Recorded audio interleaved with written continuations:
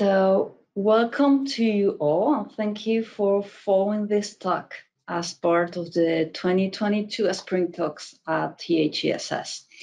I'm Beatriz Fernandez. I'm an associate professor at the EHESS and a member of the research lab Geographicity. My PhD focused on shrinking cities in comparative perspective between Europe and the United States. And I'm currently working on demographic change in great city regions, as well as on the impacts of urban planning in socio-demographic transformations. I'm really happy to be here and present this talk on migration and the city, comparative perspectives. This presentation draws on the research conducted in the framework of the EHESS seminar Urbanity, Circulation and Mobility in Contemporary World Cities with my colleagues Camille Schmoll, Hélène Thiollet and Aurélie Varrel. And actually they are going to present the first results of this seminar. In the last decades, international migration and urbanization have experimented extraordinary changes. Urban growth and urban change are tightly connected to internal and international migrations, as well as changing patterns of mobilities at various scales. In this presentation, the migration and city nexus is going to be explored through three different aspects. First one, the concentrations of migrants in cities and the role as crucial actors of urban change. The second one, about the urban life and everyday cosmopolitan sociability in world cities across context and across time. And finally, the development of local governance of international migration in contemporary cities.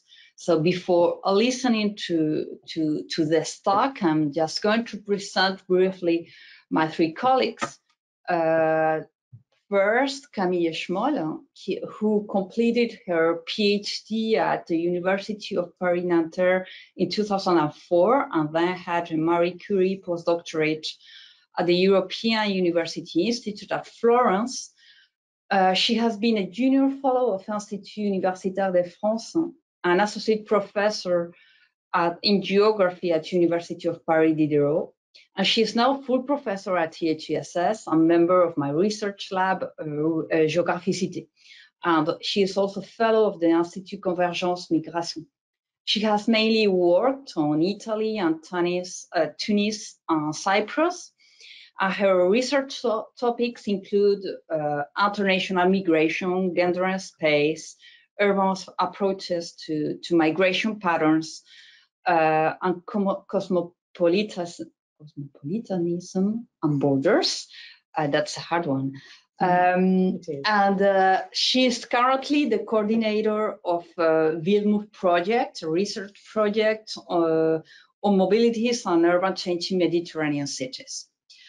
Hélène Thiollet, she is a political scientist and a permanent researcher at the French National Center for Scientific Research, based at Sciences Po. And her research deals with the politics of migration and asylum in the global south. And she focuses her empirical work on the Middle East and Sub-Saharan Africa.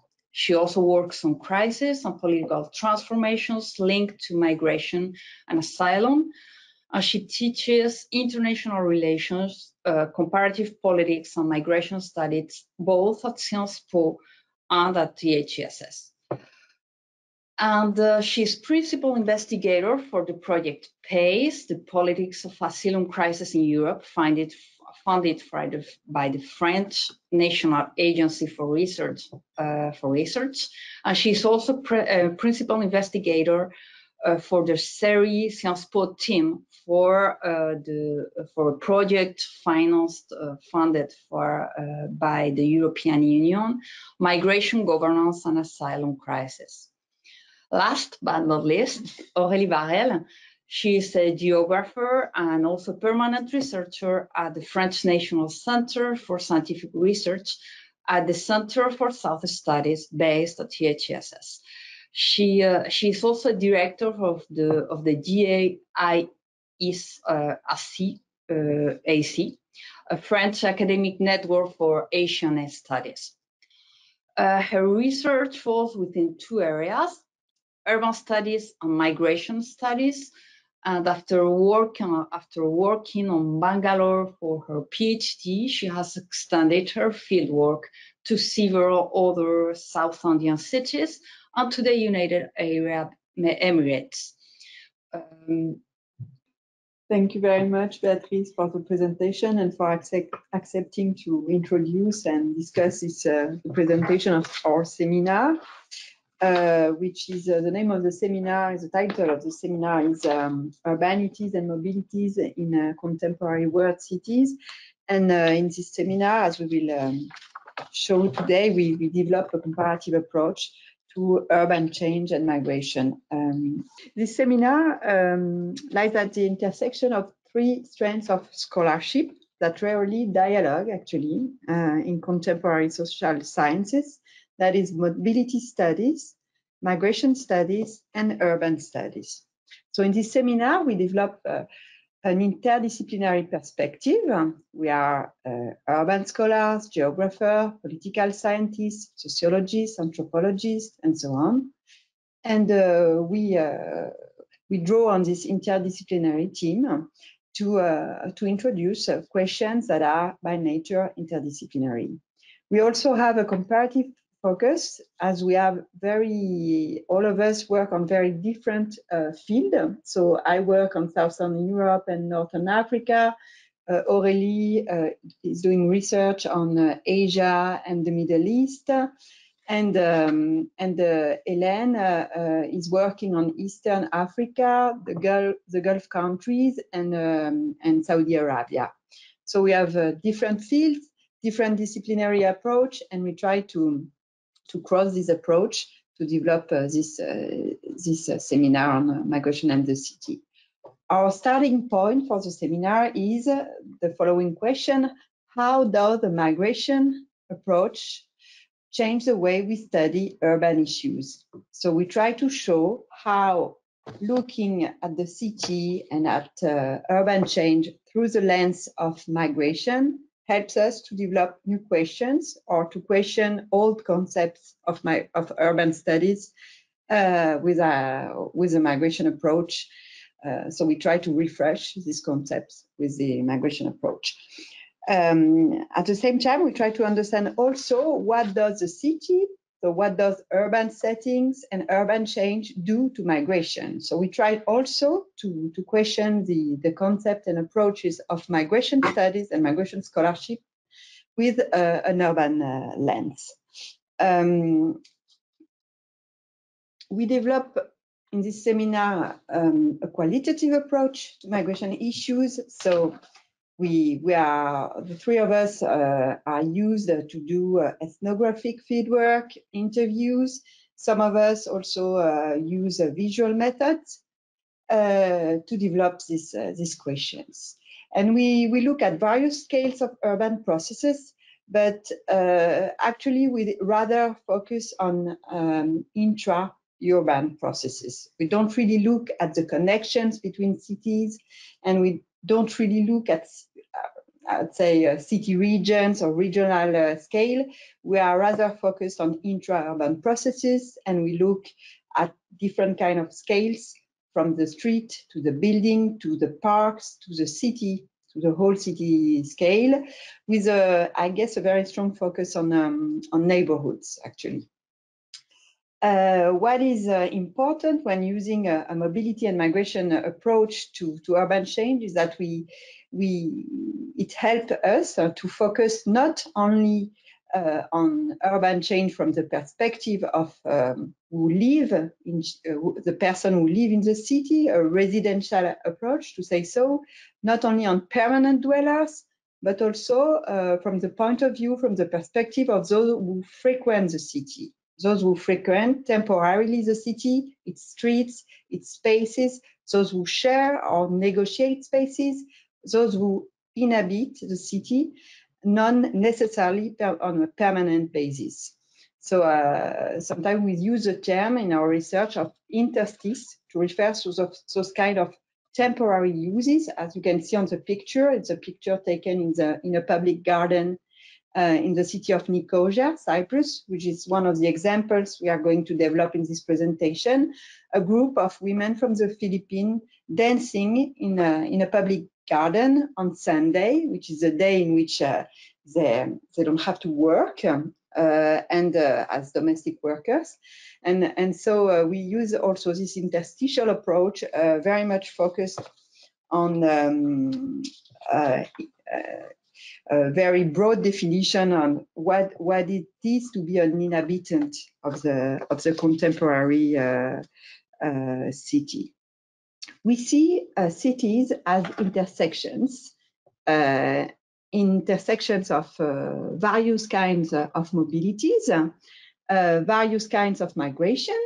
As we will show, we use a very different range of examples, and we use also examples taken from very big countries in which there are much more internal migration than international migration. And we decided from the beginning to use internal and international migrations as two complementary lenses to observe urban change. So we see cities and urban spaces both as connected to other spaces through migration, through multiple forms of migration, actually, but we see also cities as intersections of mobilities. And in doing so, we follow the definition of political scientist Michael Peter Smith, who developed a definition of transnational urbanism and translocalities that has been quite useful in order to read these processes of intersections of flows within the urban space. As I said, we have a very strong focus on agency and on the role of migrants as making as active agents, let's say, in the process of making urban space on an everyday basis, which was not, let's say, the traditional approach to urban change in world cities. Aurélie will present now the cities we have been working on along the 2 years of the seminar. Thank you, Camille. So here you have a map where we try to locate all the cities that were presented in our seminar. So our seminar has been running since 2020, and the different speakers presented us extremely exciting case studies located, as you can see, throughout the world on various continents. And we are extremely proud of the world scale of such examples. It's not so easy to do, and which allows us for trying to engage in kind of generalization and comparison endeavors that we're trying to follow. So as you can see, there were quite many examples in Europe, but we had also 2 presentations located in Africa, Western, rather French-speaking Africa, but still we cross the border between French-speaking and English-speaking Western Africa. And there were 4 presentations located in North America and South America in a very equal basis. And we managed also to have quite a range of presentations located in the Middle East. 1 presentation about India in the northern city of Ahmedabad, and 3 talks, all since 2021, by the way, located in China and Taiwan. Why do we think it's worth studying migration in such big cities? Urbanization has definitely been one of the characteristics of the 21st century. And because, as we know, the urbanization rate has tremendously grown over the past 15 years, be it at national scale or international or world scale. So that Neil Greener in 2013, in his very seminal and landmark article, could put that urbanization now is a planetary phenomenon, and that and there is this assumption that everything is urban. But our point is that it's time to bring back migrations in the analysis of in the field of urban studies, where it has been slightly overlooked, and this is one of the purpose of this seminar series. Yeah. So if I can develop a bit about urbanization, it's very unequal. Here you have a map with the biggest cities in the world as projected on the basis of UN data for the year 2030. We know that in the literature there's been a strong emphasis since the 80s and the 90s on the topics of world cities or global cities. There's been a whole debate about it. We will not go back on it. But these are two core notions of urban studies. This debate has also unraveled the importance of power, of wealth concentration, but also of labor concentration in such cities, which imply social fragmentation. And also there has been quite some work about the fact that these cities are connected on a specific manner. This world global city literature has come to encounter some critiques, and critics from especially from the field of post-colonial studies, insisting on the fact that these are first ordinary cities, to cite Jenny Robinson, and that they should not be studied as something specific, but that should be studied as every other city. And in our research and in our seminar, we are definitely looking at some of the world's biggest cities, but not all of them could qualify for the category of global city. And we definitely agree with the ordinary city approach that aim at bringing back some core questions and some fundamental questions. And we are deeply convinced that migrations have to be involved in this debate. So as Aurélie said, the world is increasingly urban.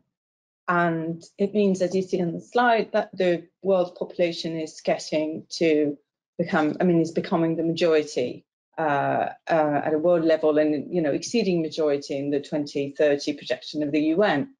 But even if we have this information, the important information for us is that on a quantitative basis, migrants are a type of population that is overrepresented, especially in large cities. So the share of migrants in the population of large cities exceeds that of the general population. They are overrepresented. So if only for this statistical reason, it's interesting to connect both migration and the urban issue, and to look at what we're doing today, that is to say migrants and the city. What you see on the lower of the previous slide, you had a scale on the previous slide, which is fine, indicating that 20% of the world's foreign-born population is located in one of the 20 largest cities in the world, so Beijing, Berlin, Brussels, etc., etc., etc. So you not only do you have a concentration, an overrepresentation, but also a concentration in large cities. Maybe we can change the slide. So this next slide indicates in a more visual way, on a map, where the foreign-born population is located in some major global or world cities. And we have, of course, extreme cases that we can think about and that we've worked in this particular seminar, the case of Dubai or the case of Abu Dhabi, the case of the cities in the GCC country, Gulf Cooperation countries, where you can have up to 80, 90% of the population in cities that are actually migrants. But if we think, closer to the first world and cities that are located in Western Europe or Northern America, we see Brussels with 62% of foreign-born in Brussels, Toronto 46%, New York City 37%, and Melbourne 35%. So already we have this kind of overrepresentation in the world's largest city. An interesting thing in our comparative perspective is also to balance the general representation we have of migrants in the city, in the global north and in the global south, even though there's a lot to say and criticize about these terms, global north and global south. But still, when comparing, global north or developed countries and global south and intermediary or developing economies, we see that, for instance, in the global north, the main source of population diversity is international migration, as opposed to the global south or intermediary or developing economies, where it's most likely to be internal migration that creates diversity in cities. And this is really echoing what Camille just said earlier, that we're looking at both international and internal migration because they both reflect dynamics that are relevant in various contexts. And in some countries, we also know, particularly in the global south, that rural to urban migration is extremely important and account for a large share of urban growth and population growth in large cities in China, in Thailand, but also in Rwanda, in Namibia, etc. So we also have phenomena like circular migration or temporary migration that is found in many parts of the world, in Asia, in Africa, or in China, that are extremely important to understand these demographic and urban dynamics, and which are not necessarily on the agenda of more global north-oriented research that has been done in the past years.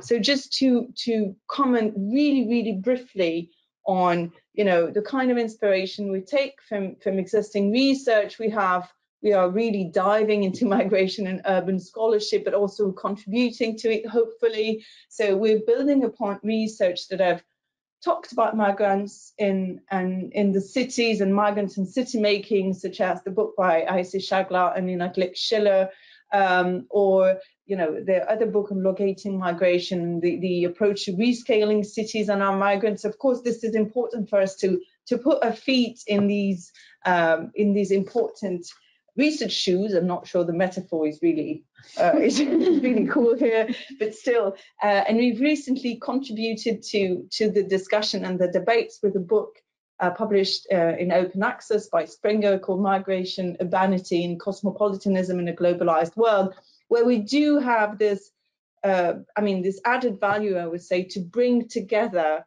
case studies from the north, from the south, at various scales to try and extract commonalities or differences in processes and dynamics rather than in context. And I think here this is what we can bring to the story. Another thing also important is that in this literature is that there's, a lot of people have been talking about the local turn or bringing back migration to the urban level, but in fact it has never really left the urban level. There are ebbs and flows of approaching the connection between cities and migration, and we're just building onto an existing tradition here.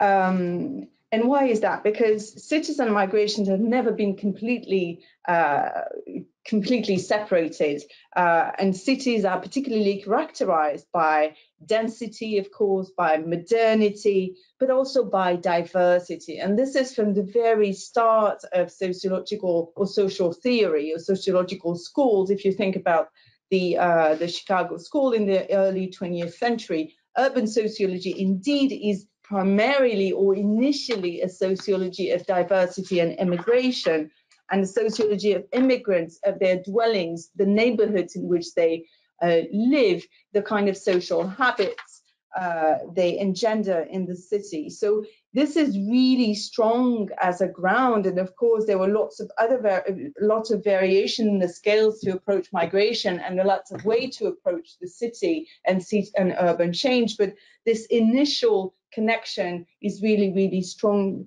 particularly in terms of social theory. And of course, it came back at the turning point of the 21st century. So the notion of super diversity that was introduced by Steve Vertovec in 2007, which really rebooted the connection between cities and migration by showing how cities have become super diverse, not just diverse. There's been also this pretty recent debate compared to the Chicago School, definitely. This recent debate opened by Deere in 2005 about comparative urbanism. How much can we compare between cities? If you remember the maps that we showed earlier, we definitely aim in this seminar at overcoming usual boundaries between North and South, be it global North, global South, and so on and so forth. And there's been a lot of critique even about the global South. And in French, we say les sud, now les nord. And it's endless. These endless divisions and recreation of boundaries and frontiers and dichotomies. And we would, in this seminar series, we are trying to overcome these dichotomies, and we would like to contribute to this debate on comparison and comparative urbanism by reintroducing the international migration dimension, because it's definitely been not put in the debate, but for a very recent article by Nick Dines, recently published in International Migration, and is, as far as I know, the first one who's publishing in a major journal questioning the status of migrations in this comparative urbanism debate. Comparison for us is definitely a methodological tool, and the succession of case studies located in different parts of the world is extremely fertile for our building some kind of theoretical project. We would like, through comparison and with the lens of international migration, contribute to the debate on new trends of urbanization. Of course, there's not such a thing as new, as we know, and we are here at EHESS, and we should think of our colleague who talks about questioning newness. And of course, I'm not finding her name right now, but our newness debate, Nancy Green. Nancy Green, sorry. It's so obvious that I flipped her name. And it's also a way to re-question this issue of what is specific, what can be generalized. And this is definitely one of the theoretical aim of our seminar series, to think comparatism through the lens of international migration that just creates so much similarities and also differences between cities. So I will just present in a few words our approach and the kind of structure we gave to our presentation for the following two parts. So we thought about two ways to revisit the migration city nexus by focusing on migrant agency, and urban and social change. And so we will first look at migrants as actors of urban changes in terms of the materiality of everyday life. So we will look at the evolving landscape produced and connected to international migration and internal migration. We will look at the forms of controversies and conflicts in the use of space and place. And then we look at the as migrants, and it is connected as well actually to controversies, as migrants as actors of change in form of social life. So here we will focus on social life, sociability, and what we will call urbanity, and we will come back to that concept later on. So we will look also as a kind of what geographer Doreen Massey calls geometries of power within the cities. So relations of power, privilege, according to gender, class, race, age, and so on. So a kind of international view on the city at the making. And then we look at also localized, partial, ordinary, banal forms of citizenship and new forms of cityness and urbanity. So the first approach we will develop here is focused on the materiality of urban transformations. Material in the sense of cities seen as the world of bodies, buildings, technologies, infrastructure, but also in a kind of materialist way. So following David Harvey, famous Marxist geographer, seeing cities as crucial places in new geographies of labor and of capital accumulation. And then we will look at the contribution of migrants in the reshaping of the city's landscape in terms, of course, of visual approach, visual landscape, but also in terms of other senses, as has been very much developed in recent years in urban research. So in terms of sensescapes, so it can be foodscapes, can be smellscapes, can be soundscapes, and so on, with the idea that this kind of diverse and complete, very broad approach to urban change can help us to better understand how migrants contribute to the materiality of the city. And we start with the first example given by Aurélie in India. Yeah, so we will start really at a very material level of the city to show how migrants can be actors of urban change, really as city builders, meaning how migrants contribute to the change of landscapes, to the change of the built-in environment. And here I will dwell on two cases, one case that comes from my own research work and one case that was presented by one of our speakers at the seminar series. So here you've got a picture of a condominium style residential area in South Bangalore. You can think this is a very random, very generic landscape that could be located anywhere in Southeast Asia.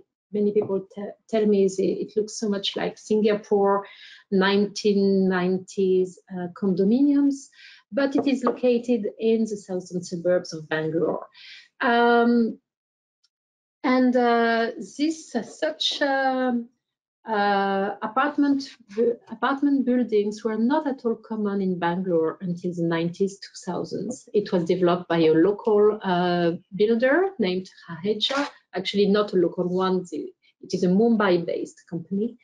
And when they tried to introduce this in Bangalore at the beginning, it was a failure because the locals don't want to live here. The locals, what I mean is this is meant to be inhabited by upper middle class and upper class people in India. And there was an attachment in this category of population in Bangalore to individual houses. And apartments were perceived in a very negative manner locally.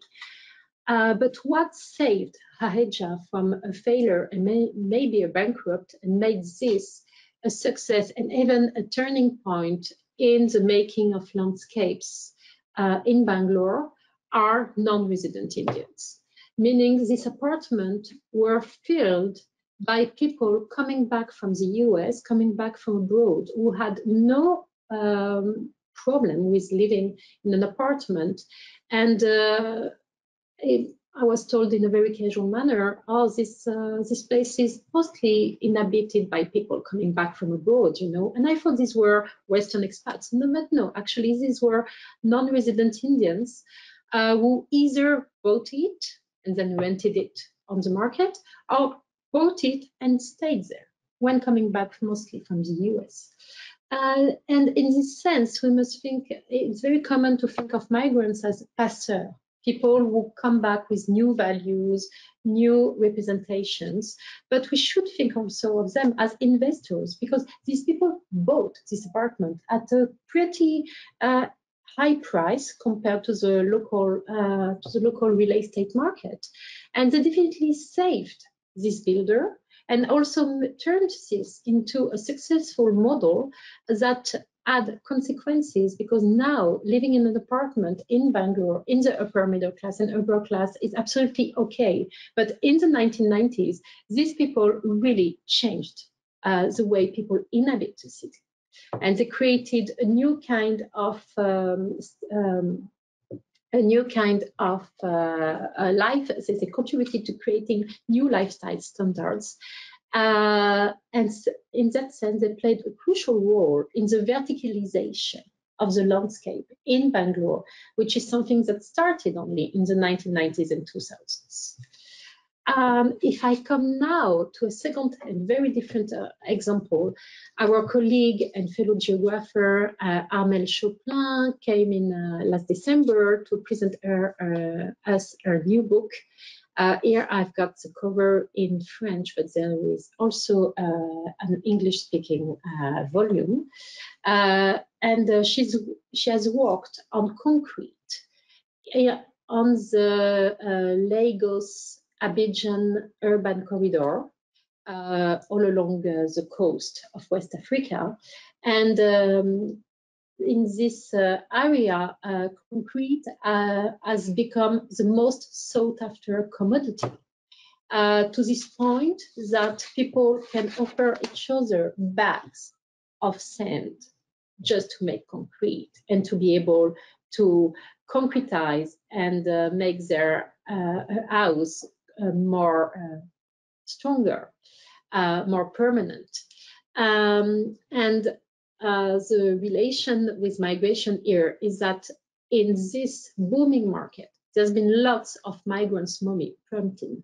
The way people before used to invest in education fees or the reproduction of the basic needs of a household back home, now they can also buy bags of sand or pay for the building of a roof in concrete. And this is how also migrants, even from afar, can tremendously change urban landscape in their city or place or country of origin. So another example of the impact of migration and of migrants' agency on the built-in environment in cities is a bit less fancy than the Bangalore's condos, or a bit less robust than the concrete in Lagos area.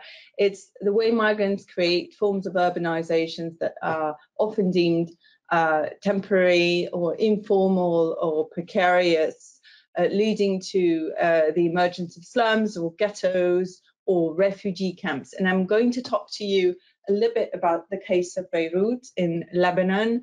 Why is that so? It's an interesting case because the city itself is enshrining at least two refugee camps in its very center, the camps of Sabra and Shatila, which are infamous for being attacked during the civil war by the Christian militias. But still, what is interesting for us is that maybe less this military or militia-based violence, but rather the way these two camps are actually embedded into the city's urbanization. So just to give a really, really brief context, these two camps are hosting Palestinian refugees from the late 1940s, after the creation of Israel and the two Arab-Israeli wars, and waves of Palestinians who came to inhabit these so-called camps. And we know that in the Middle East, there were so-called open door policies for for Palestinian refugees to come and live in Syria or Lebanon or Jordan or Egypt to a certain extent. But compared to this open door policy crossing borders, they were also meant to live in enclosed areas in refugee camps. But these refugee camps are not the kind of remote area refugee camps with barbed wires in, you know, a sort of really desert landscape that we have oftentimes in our head. They're actually city neighborhoods, and it's very hard to distinguish. I mean, it's both hard and not so hard to distinguish the boundaries of the camps within the urban fabric.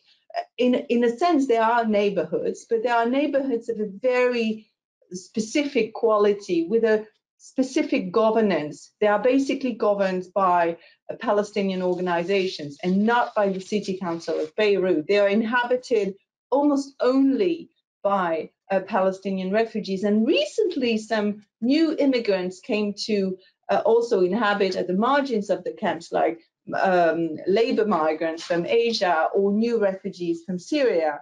But these camps enshrined in the cities have a distinct qualities which lead us to rethink the temporariness of this form of inhabiting the city. Why is that? Because they've been there from the beginning of the Palestinian exodus, and they are still part, and they are actually a very central part of the city's economy and urban fabric today.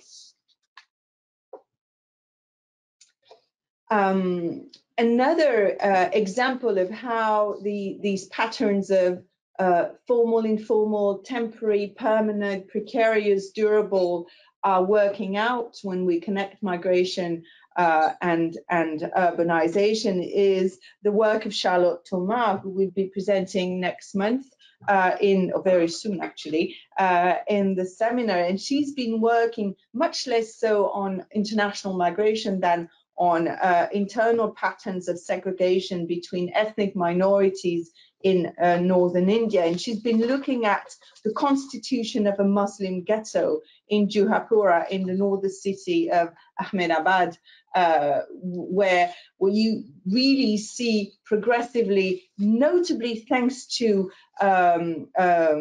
pogroms organized by the Indian state against Muslim resident, you see a progressive coalescence of Muslim population who self-segregate in urban environment, creating protective ghettos and thus reshaping the organization of the city. So this is also a dynamic that is often disregarded, the way internal mobility at the city scale, we're not talking about international migration here, but the reorganization of communities within the cities are actually recreating boundaries and creating a very antagonistic urban fabric, which allows after the implementation, of course, of policies of discrimination by the Indian state.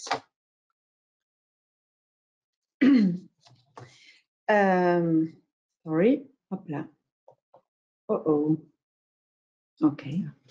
In the seminar, we also look at the intersections between urban change, processes of urban change, such as suburbanization, gentrification, urban impoverishment, and migration, the connection between the two processes. And for instance, we have been looking at, and this is based on the research I conducted with other colleagues in Nicosia, Cyprus, the way abandoned buildings, abandoned parts of the city center of Nicosia have been appropriated by groups of immigrants of different origins.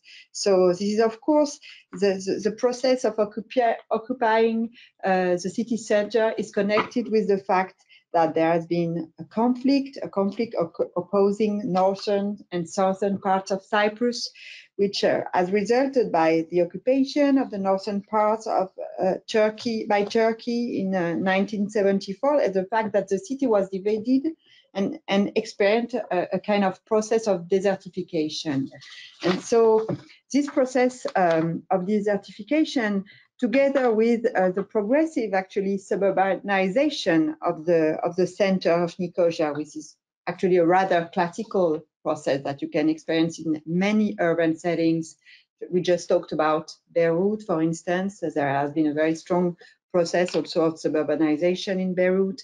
And so this has led to the fact that many housing structures have become either abandoned or very affordable for migrants, but also for international students, for instance. So it's also very interesting in terms of urban mix, the fact that in the center of Nicosia, you have much more foreigners than actually Cypriot citizens, but these foreigners are both workers, students, and traders, and so on.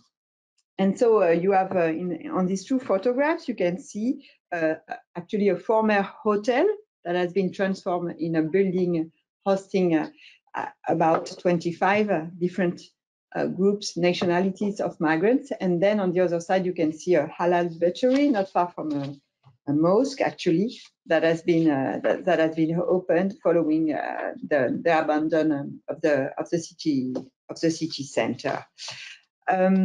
So migration can be also the settlement of migrants, even temporary settlement can be a consequence of urban change, of the fact that some parts of urban center, for instance, downtown areas have been abandoned by the locals. But it can be also, of course, migration can also contribute to urban change in terms of gentrification, for instance. And in Paris, one of the most famous examples is the area of Goutte d'Or, a neighborhood located on the northern part of Paris, which has been developed, for instance, by Marie Chabrol in her PhD thesis, in which she shows that there have been a very subtle, also very much resisted, but still a very subtle process of social change in the area, which is also connected to the city branding, actually, and the image that have been developed of the neighborhood as a fancy, lively, ethnically diverse neighborhood, so very attractive to a certain type of urban consumers, urban bourgeoisie. The so-called Parisian bobo, which is a very, very, very caricatural expression, but still very much useful to think about these processes. And so immigration can be used also as a branding argument, as a tool to make some neighborhoods more attractive. And in fact, you can see it on the landscape. And of course, when looking at gentrification process, it's very useful to look at shops to show the evolution also of shops in this kind of areas. Another way to look at migrants as drivers of urban change, and this takes us back also to the example that has been developed by Aurélie when she talked about the verticalization of Bangalore, is the way migrants may invest also on the on building properties, apartments in cities. For instance, there are many websites and real estate agencies that are devoted in Paris to a foreign clientele, be they Italian, Russian, Arab, Chinese, and so on. And actually, I've been participating to a collective research on Italians in Paris, and we can see that the share of Italian investors and Parisian actually real estate market has been increasingly important in the last 20 years. And so you have really this kind of niche in specific areas in particular that are devoted to this Italian clientele. And you can find many examples of those agencies online. Similarly, in the seminar, we had a presentation by Amin Moghadam, who is working on Iranian investments, real estate investment, based on the example of Istanbul and Toronto, which he developed during the seminar, and showing how there are some specific real estate agents that are devoted to this specific clientele of Iranian investors who are used to invest in one specific neighborhood of Toronto. And so it's it's extremely interesting because in the field of migration studies, we are used to develop example of intermediaries, agencies that help what we call many often the migration industry. So intermediaries that are that help migrants to travel, to find a job, to find a house, to find a situation, but at the same time we haven't worked that much on the way actually the richest part of migration are also very active, or also middle class, simply middle class, are active in transforming the city and transforming the city landscape, and also in terms of investments. So this is another example, but still based on the example of the research, collective research we have done on Italian migrants, but this is to show you another aspect of urban change that have been, of course, widely studied by urban scholars. It is the issue of concentration and dispersion, segregation, and the way migrants contribute with also their own localization strategies to the social geography of the metropolis. By using the example of Paris, so the maps you have on the top are small maps, are the maps of Paris city, municipality actually, and around this is somehow more or less the metropolitan area of Paris. So, and what we can see if we compare these two maps is really interesting, that there has been a very strong concentration of Italians in the suburbs of Paris actually in the post-war period, because it was essentially factory workers which were living on the northeastern part of Paris or in the southeastern suburbs. And now the new Italians, if I may say so, the Italians that arrive in Paris in the last 10 to 15 years, they will invest actually in the center of Paris, and they are very much dispersed within the city. So they don't go to a specific neighborhood. You don't have the usual, approach to ethnic neighborhoods that you may think that due to ethnic contacts, ethnic networks, they will focus on a specific area, but you can see that they are settling actually everywhere in the city, and are very dispersed within city space. And with using this kind of approach, we can engage with very important notions of urban and migration scholarship, which I will not discuss now, but which we discuss in the seminar. That is notions such as heterolocalism, ethnoburbs, so when specific ethnic groups will concentrate in an ethnic area in the suburbs, and so on. And Aurélie, and just to give you a last example for this first part, so migrants are definitely drivers of urban change, and we insisted in this first part on the materiality. But materiality can also take extremely punctual and precise forms, such as the production of certain new food habits. And here I would like to talk about the Foodscapes in Dubai, Abu Dhabi. So this picture was taken from the menu of a food truck parked on a parking lot next to a promenade near the sea in Abu Dhabi, and it was selling parotas. Parotas, for me, who is a specialist of India, is a typical South Indian pancake filled with various food. And here it was incorporated as a local dish in the Emirates. And if you look at it, it was accommodated for the very various tastes of this very diverse population that inhabit the Emirates, meaning there is a very typical for me egg parota, but you can have also an Oman chips parota. You can also have a parota. A parota for me is a salted dish, but you had also the Nutella parota. Nutella is something totally unheard of for me in Asia. And then you had even very weird things such as a cheese Nutella parota. And here you can find new creations and innovations that are triggered by the encounter between different cultures in a very specific place that is definitely a world city or world urban society. And this leads us to more the second part, where we will question also this issue of cosmopolitanism and the relevance of it to study the urban.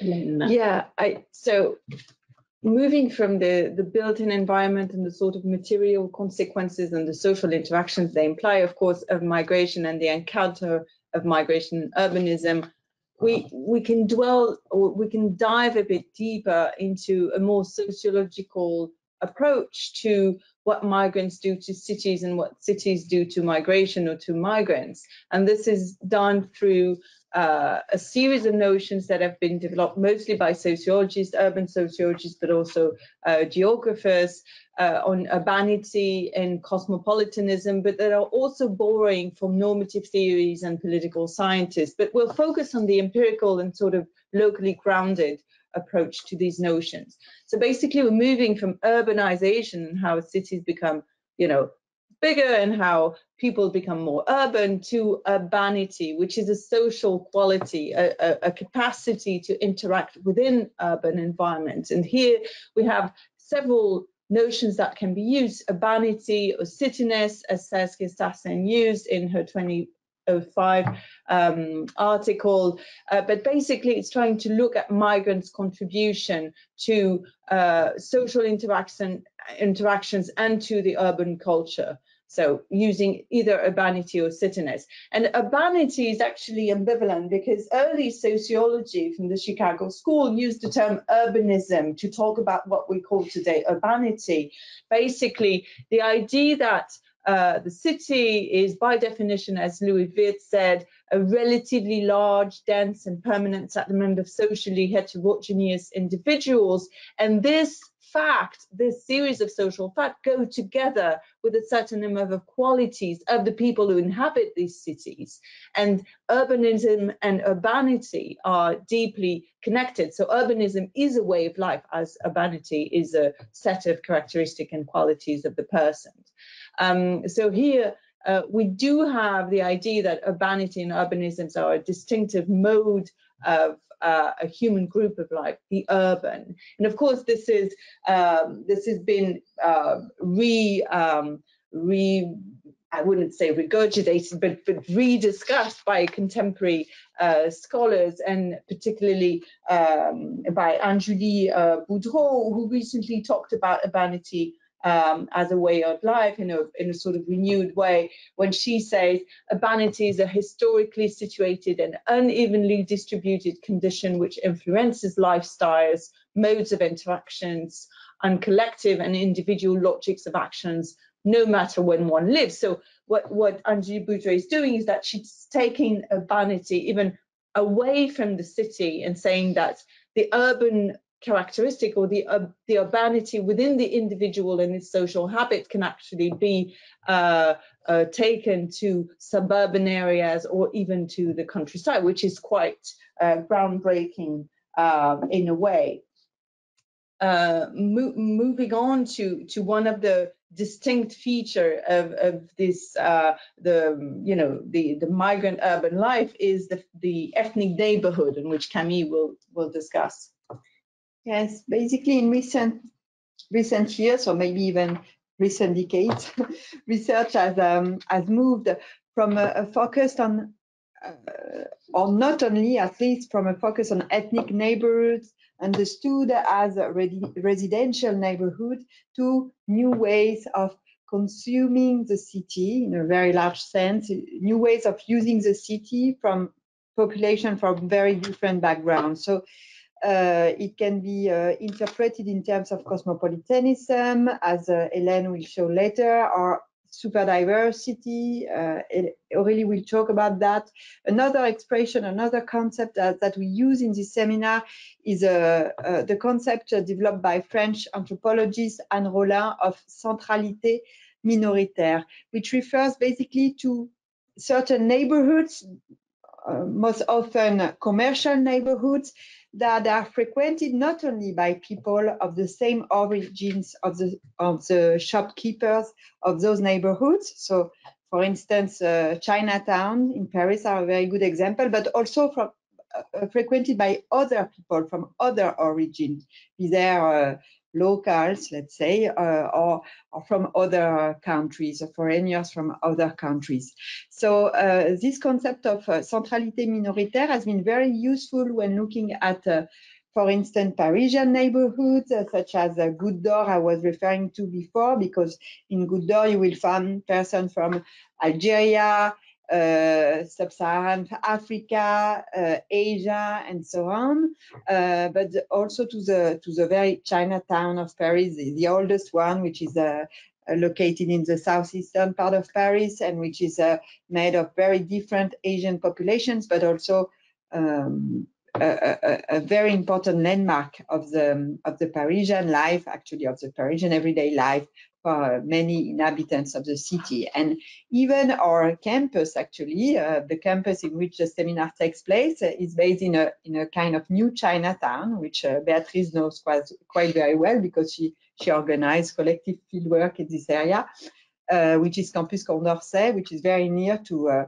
the Chinese area of Aubervilliers, which is also frequented by many non-Chinese customers and people. So interestingly, with the still going back to the Chicago school, there is a really strong emphasis on these ethnic neighborhoods or the ghetto as a gateway for new migrants, or to get into urban life and progressively being incorporated into new societies.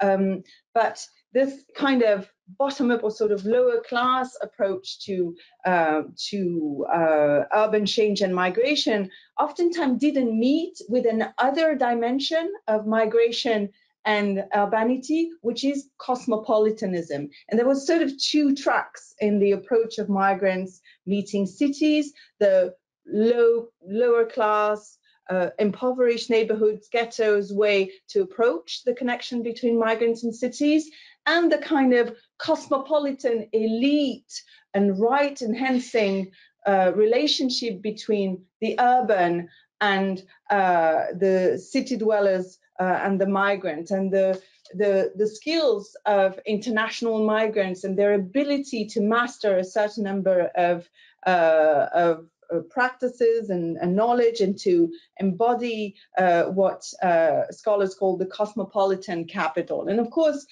this is absolutely true. Circulation and migration can provide capital, and of course it happens in large city. You can think about expatriates living in city centers and in affluent suburbs.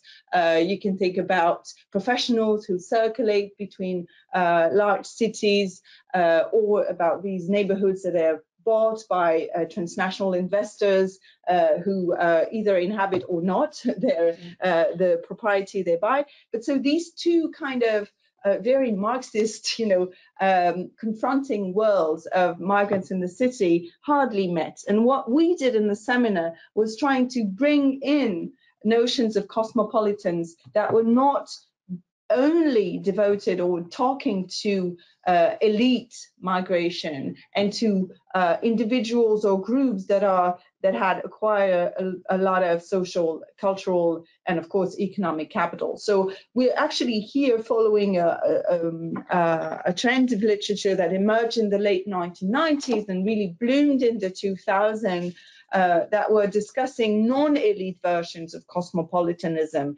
and that were really grounding their work on empirical research as opposed to the classical social theory. So basically, there are two ways to look at it. So if you look at this elite version of cosmopolitanism and cosmopolitan capital, you can see low-class, low-skilled migrants are as excluded from this cosmopolitan elitist approach to the city centers, the big, the shiny version of international migration. But the question is also to what extent and how migrants, whatever their skills or whatever their social class, contributing to the formation of cosmopolitan capital. And here we are relying upon various, various definitions of cosmopolitan encounters and the cosmopolitanization as a process rather than a fixed set of characteristic of capital, which is of course reversible. It's not happening just in a decor, in the city as a decor, but also shaping places and spaces. And this is somewhat illustrated by what Elijah Anderson has worked on in the Northern American, in the US context, when he looked at cosmopolitan canopies as places where different populations from various origins, migrants and non-migrants, and from a different ethnic background can meet in a very pacified way, if only for a limited moment during the day and for, in a specific and defined place. And as was mentioned earlier by Camille, there's been this kind of two tracks of two conceptual approaches. One is cosmopolitanism, the other one has been super diversity, which has been coined by Steve Vertbeck since 2007, and since then everybody has been trying to understand what it could put in this word super diversity. There's been a research project going on led by Susie Hall, who will come and talk in our seminar series next May. She's trying to apply this category to what she calls ordinary streets in the UK.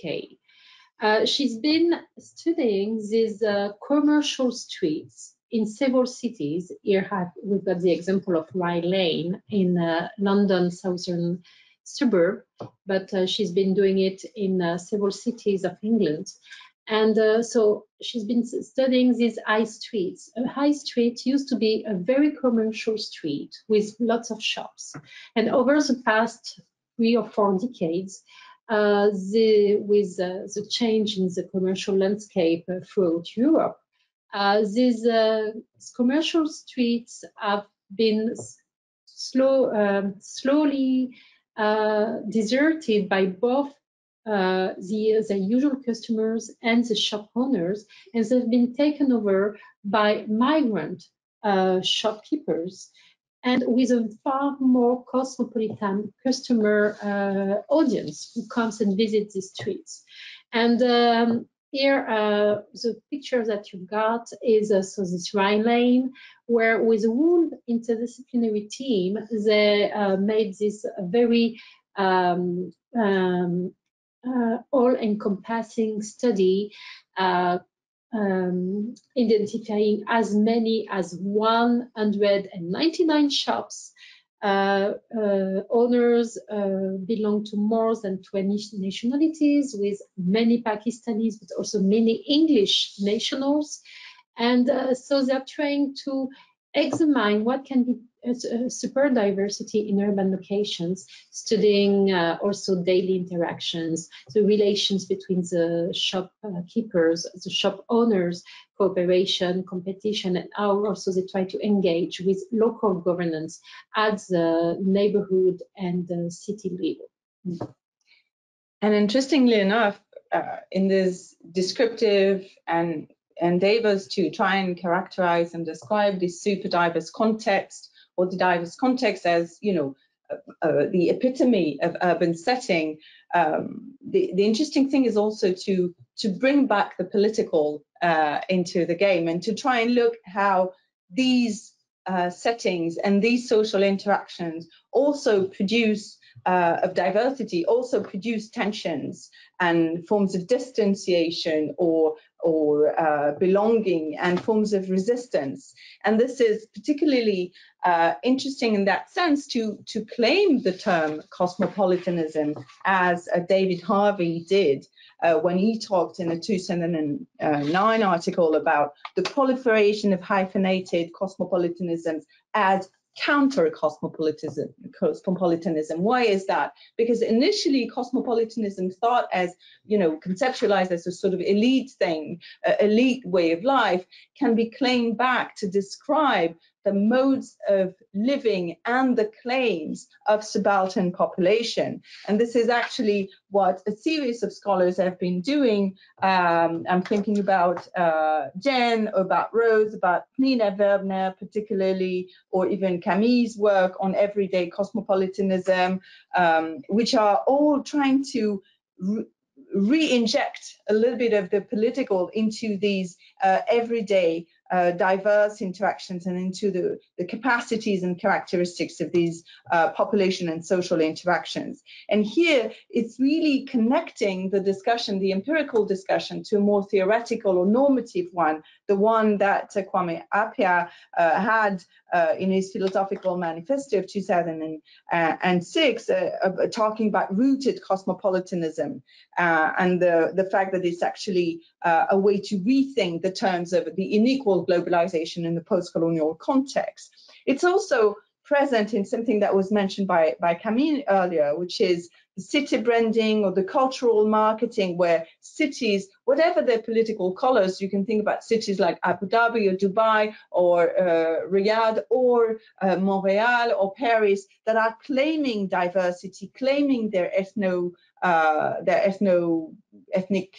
neighborhood as a way to rebrand their identity, to claim this cosmopolitan capital. So there's basically a competition to claim this cosmopolitan capital, and various understanding that can even, sometimes collide and sometimes get people into cooperation. And of course, this is very much tied to the famous notion of right to the city and the political rights, formal or informal, that can be claimed by city inhabitants in various contexts, whether through direct struggles and political struggles, or through informal everyday practices. And here I'm just giving you an example of how that can be surprising. Even the Saudi government, which have recently opened to tourism, is actually starting to showcase and advertise its diversity. So let's remember, there is over a third of the population of Saudi Arabia, which is a foreign, made a foreign national. And Saudi Arabia is, of course, famously known for not offering any political rights to foreign nationals and having them as guest workers, supposedly not staying long term in the country. But still, the diversity of the foodscapes that were mentioned earlier by Aurélie is now advertised in Saudi tourism. So this recent appropriation of diversity is like the extreme way to which these processes can work. And of course, cities are crucial and important sites to look at the making of new models in hospitality, either in hospitality or hospitality, actually. And in the seminar, we discussed several examples of very ambiguous, actually, local approaches to hospitality. So we discussed the Parisian model. We discussed the sanctuary cities. Catherine Lejeune presented her research on sanctuary cities in the United States as inclusive models, local, protective, and inclusive models of hospitality that have been developed in the recent years, and as new instrument to foster new forms of urban hospitality. We also look at migrants as organizing themselves to claim for citizenship, actually, and we look at them through what Ising calls acts and urban acts in this case of citizenships. If we come now to a conclusion, and sorry, it's been quite a lengthy talk, but we are free, and this is a seminar series that has been running for 2 years already, and as you can see, we try to cross many boundaries and to reconcile many dichotomies, and so it takes a bit of time, but thank you for keeping with us. And so as what we've been trying to present to you and is how we would like to explore this migrant city nexus by focusing on migrants and especially on the agency of migrants, and focusing on how it creates or it fuels in or it contributes to urban and social change. I think that after this 1 hour, you are definitely convinced that migration is a crucial driver of urban change, if you are not convinced beforehand anyway. We've been trying in this seminar to compare across context, and as you could see, we focus on processes. Our aim is really to raise certain questions that, to our mind, re-question and put in the debate traditional categories of urban studies, but also address questions to even new emerging categories of urban studies. And you could see how this we've been addressing even the debate on the right to the city, or the debate on the local level in the city politics that has been very much emerging around the issue of migrants, exiles, and asylum seekers and refugees. Our aim is definitely to de-exceptionalize mobilities and migrations as categories in the urban theory and in the social theory. And here it's a way to hint at this very nice paper by Janine Dainden, a plea for the demigranticization of research on migration and integration. And in our case, we would like to migranticize a little bit more urban studies, because I think that we proved you that it's just so much here in the current urban trends, whatever the location through the world. And there's also a political implication, and we've got to give it back to Hélène with us. That is our moral and scientific guarantee for this, that the issue of migration also highlight the embedded levels of policy making, and the fact that the urban, the national, the transnational, and the international conflate and conflict more and more, which raises the question of this famous government of migration, or we would like to put better, and we are more inclined to say the government of diversity, which is definitely a very tricky issue, but a very core issue, be it at the urban level, at the national, or at the international level. And thank you for bearing with us. Thank you very much. Thank you for listening to us. And Beatriz, it was so long. Thank you so much. So thank you for this passionate talk. Before asking you the questions I have, maybe we can look if there are any questions on the online on the public. You have really been very, very, very clear. So apparently there are no questions for the moment. On my side, I really think there is a really challenging and exciting project to to question these well-established categories and fields of literature, urban studies and migration studies. And I have several questions. Maybe we can start from the beginning. And I'm really curious about your use of the notion of interstitial spaces, because if I have well understood, actually you are using this notion to talk about temporary uses of urban spaces. Maybe because I am mostly on urban studies and not so on migration studies, my approach to interstitial spaces is mostly as a spatial issue.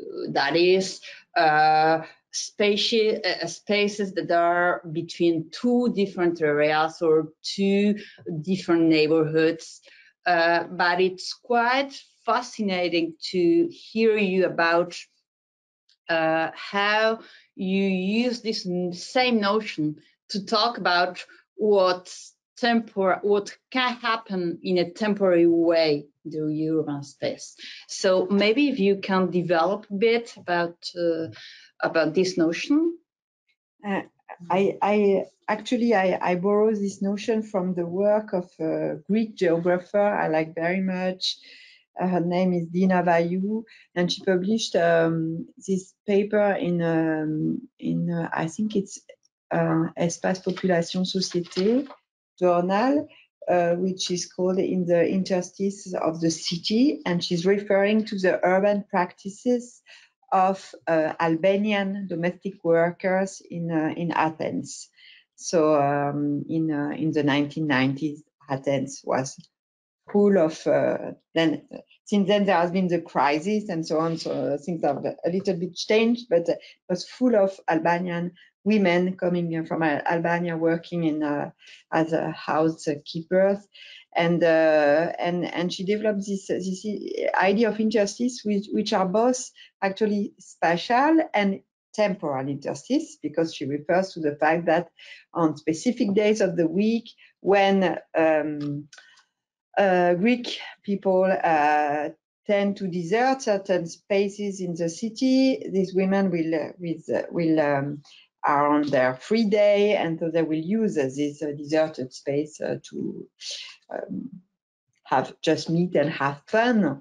And actually, coming back to something much more actual now, if I think about the spatial practices in Italian cities of Ukrainian women, it's very interesting because you can find the same kind of spatial practices, like on Sunday. Geographers as Serge Weber have worked on these issues. They tend to go out and meet in public space, for instance, in the train station areas, and they will you will find like thousands of Ukrainian women meeting in order to share food, to have a haircut, just to have tea and discuss and exchange information from their country. And thinking about that, this has been a very, very strong element, actually. Maybe it's not even fair to talk about interstices because they are very much present in urban landscape. Like every Sunday since a couple of decades, you can find, the Ukrainian piazzas in Italian cities, which are full of Ukrainian women meeting with their friends and so on. And you have also many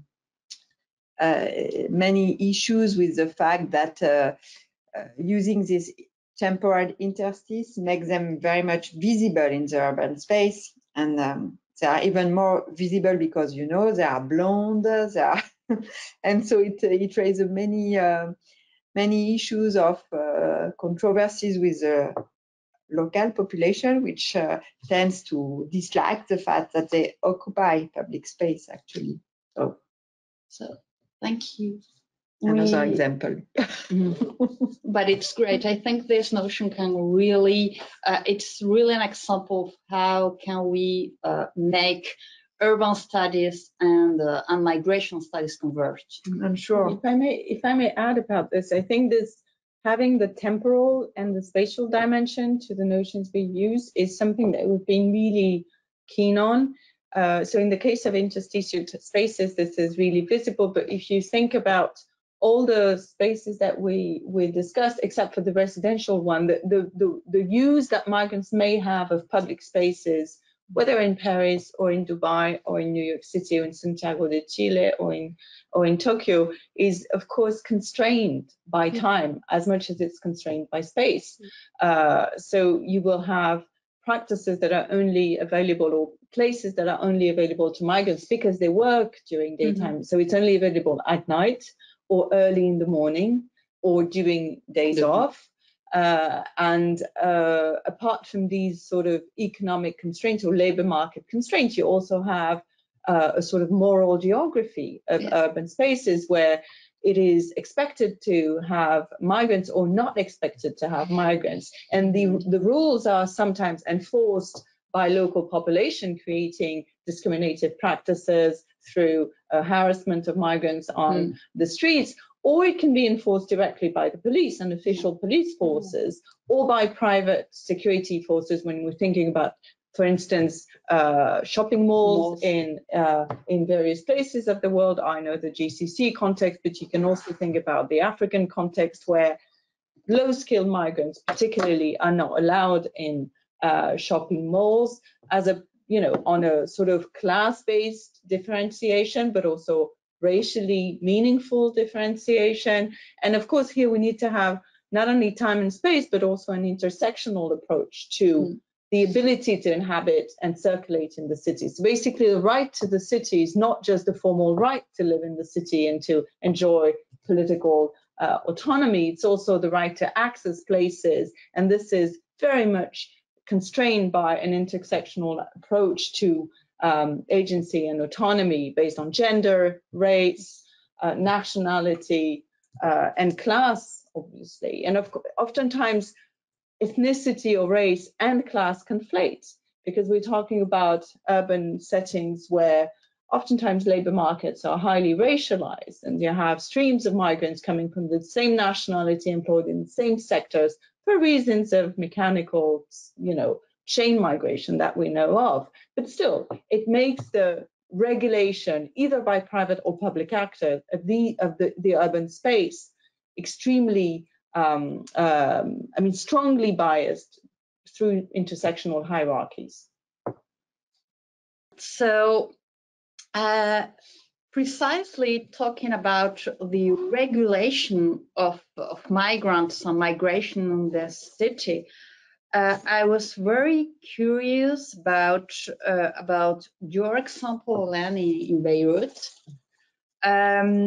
because we are kind of used to see regulation of camps and slums, for example, in Latin American cities, regulations in a pretty harsh manner of slums and camps, but they are really neighborhoods which are usually on the outskirts of the city. So as neighborhoods of favelas, etc., in Latin American cities. But the example you have shown in your presentation, what I think it's really interesting is that it's really embedded in the urban tissue of Beirut. So do you think, or in your research, have you noted if there are any differences in the policies of local governments for these camps? Is there any difference because of the location and inside the city? Otherwise, maybe we can thank the outskirts of the city introduces different questions for the local governments than having a camp in the middle of the city. Is the local government approach to this camp different because of the location? So that's a really tricky question, in fact, but that's a very good one. I mean, what does the fact that it's inside the city change to the camp regulation?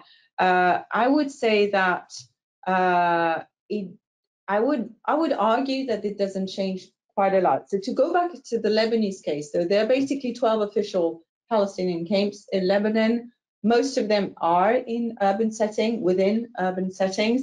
And the story is that sometimes the camp was created at the margins of the city, and then the city grew and sort of enshrined the camp. So it's also linked to the duration of the refugee crisis, the Palestinian refugee crisis. So you have urban growth, and so the extension of the city, and the camp becomes part of the city. And this has happened in other contexts. I mean, it has happened in Sudan, in the Congolese cases, and in Latin America as well, in Colombia. And I know. So with in Pakistan, Afghanistan, and the internally displaced in Colombia. So we know the story. So there's this time dimension again that we want to look at. The thing is, oftentimes camps, like in a general fashion, they are under a sort of dual regulation of local authorities of the country in which they're positioned and international humanitarian governments.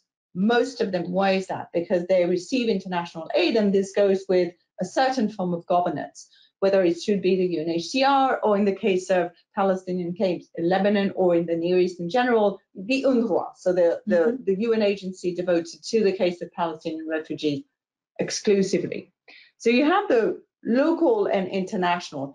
But in fact, what happened is that the Lebanese government, from the very beginning, refused to take part in the governance or in the government of these enclaves, leaving UNRWA and Palestinian authorities, that is to say, the Palestinian authorities in exile, the PLO, the Palestinian Liberation Organization, to manage these camps. So there was a sort of quasi-state in exile, actually managing these diasporic communities as, a sort of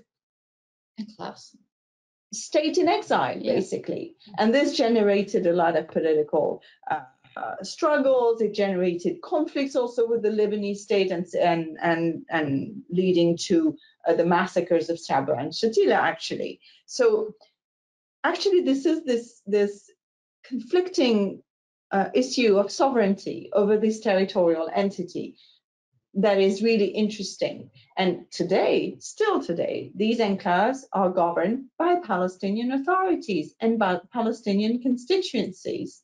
So that's interesting. And the government of Beirut, or the municipality, doesn't interfere in the affairs of the camps.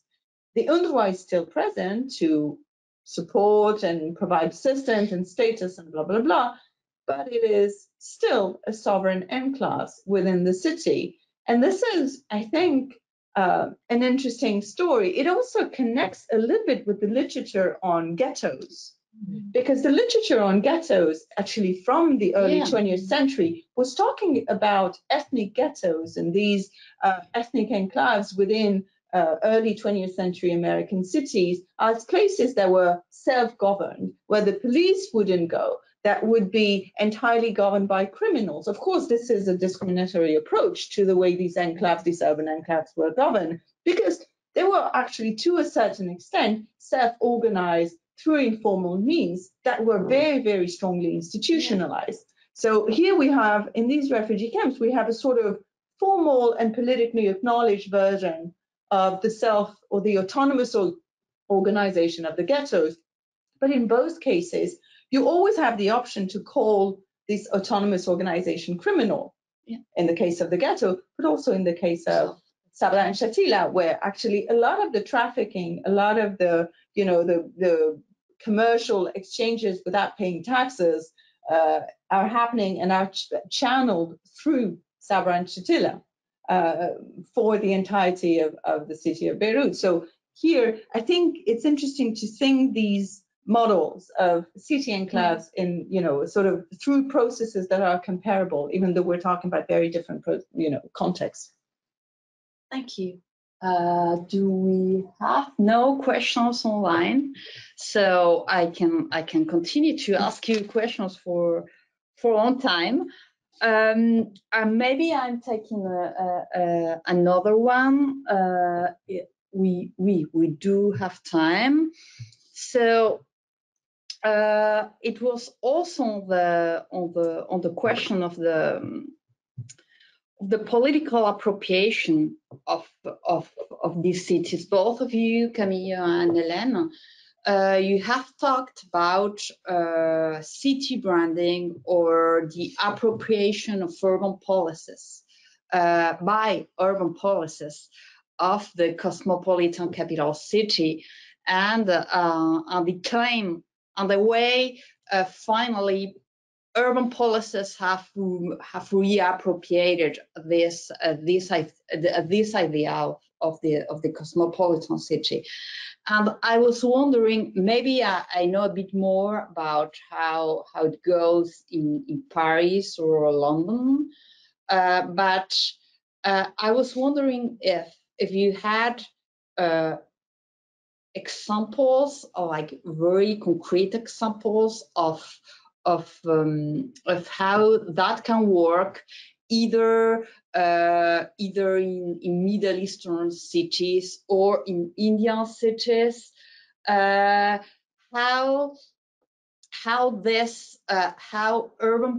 local governments can reinvest about the way migrants and migration change the city to do something different, and to keep this cosmopolitan version of the city as a way of attract new migrants, new investors, a new kind of migrants, because maybe that's the more interesting thing, that they are reusing the image of the city as a cosmopolitan place to bring in new migrations and new capital also, which maybe have nothing to do with the existent ones. So I was wondering if you have some examples on Eastern countries or in India. It's for you. No, but basically it's part of cities willing to enter the league of global cities. Yes. And global cities now are supposed to be diverse, and you're supposed to celebrate diversity, you're supposed to celebrate coexistence, harmony, and so on.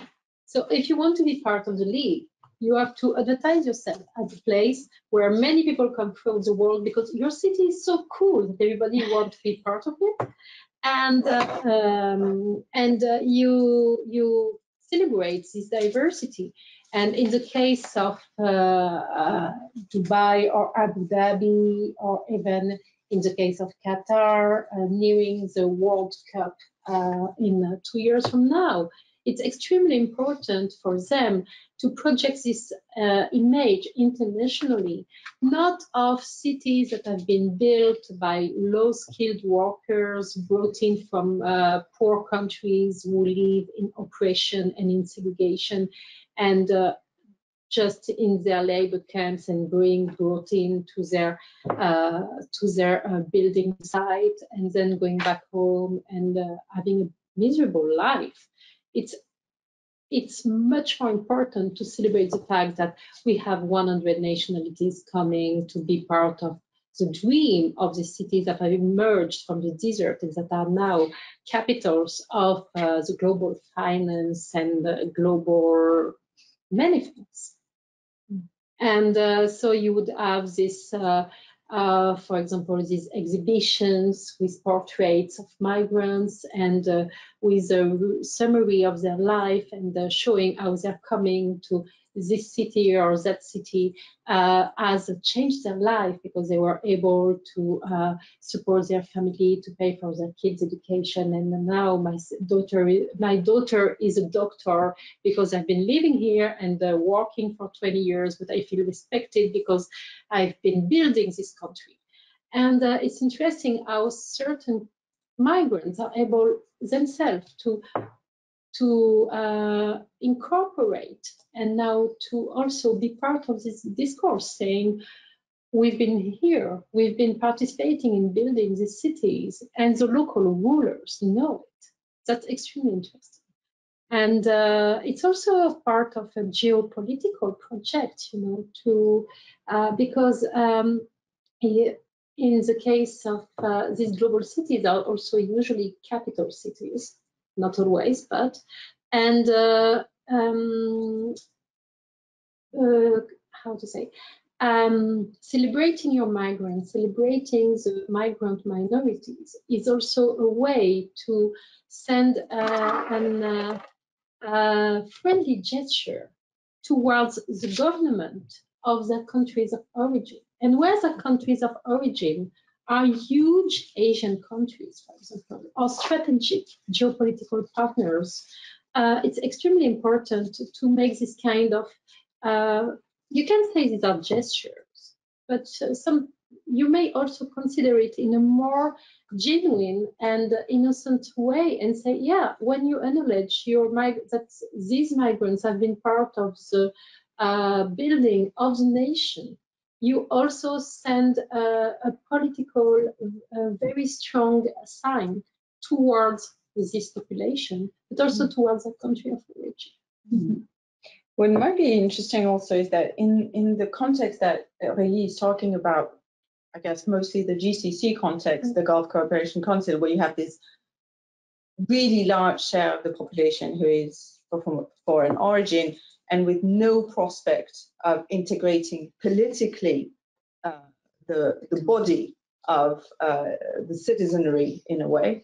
You have a new form of managing of diversity management that emerged, which we worked on with my colleague Laure Assaf, which is basically how do you manage cosmopolitanism in exclusionary context. So the context is legally exclusionary. You're never going to get citizenship, or hardly. The best case scenario, you'll get a 10-year residency if you buy a property, if you invest a lot of money. But in a way, this is again bringing in the question of intersectional access or intersectional rights. So the city, the diversity is celebrated as a fact and also as a project, as long as it concerns, in the long run, it concerns highly skilled, richer migrants. And here we do have to think about the model of diversity management that cities of the Gulf are actually offering to ourselves. They're actually celebrating diversity as a commodity, something that allows them to build the cities. But the only bit of diversity that it's celebrated for social and cultural purposes is really highly discriminated, in a sense that it's only concerning high classes, social classes, and certain types of migrants. And this is not something that is completely foreign to Western context. If you look at the way the European Union is managing today its immigration, providing a bunch of really comfortable rights to highly skilled migrants who want to come to Europe and work and settle. I'm thinking about the blue card system, even though it was not really applied to large numbers of immigrants. In a way, the principle of it is that if you're highly skilled, you can come, you can bring your family, will facilitate your integration, not necessarily in the long run towards citizenry, but still, it's there, it's in the picture. Whereas if you're low skilled migrants with little social capital, then you might be able to come in, legally or illegally and work, but then feel free to go back whenever, things are getting tense and we can repatriate. So I think these intersectional dynamics are really important for us, both at the international level and at the local level. They shape a lot of the outcomes that we're observing on the ground. And not to be too Marxist here, but these are really important vectors and variables that we take into account when we look at these processes, whether it's cosmopolitanization, segregation, impoverishment, or gentrification. These are very important elements to be able to differentiate across groups, not only across time and space, but also across groups of peoples. And that's an important, I think that's an important feature of current policies, whether at the urban or international level, the fact that they are discretionary and differentiating across groups of migrants. And we must not forget that this celebration of harmony has also immediate political aims, because it's necessary if you want to control attempts at social unrest, political claims, etc. You're giving a bit of buffer zone before the situation becomes too tense. It's a good moment to finish this talk, and I think you can also announce the next talk for tomorrow. So tomorrow's talk is by Benoît Grévin. It will be in French, so may I speak in French. Donc ce sera à propos de la traduction de l'ouvrage sur Balach à Blondji, vers l'Est magyar, histoire du tourisme hongrois, qui a été publié aux éditions de l'EHESS en 2021 et qui sera donc présenté par Benoît Grévin demain, avec comme discutant Emmanuel Chourek de l'EHESS. Merci beaucoup. Merci beaucoup. Merci. Merci à l'organisation. Merci aux organisatrices.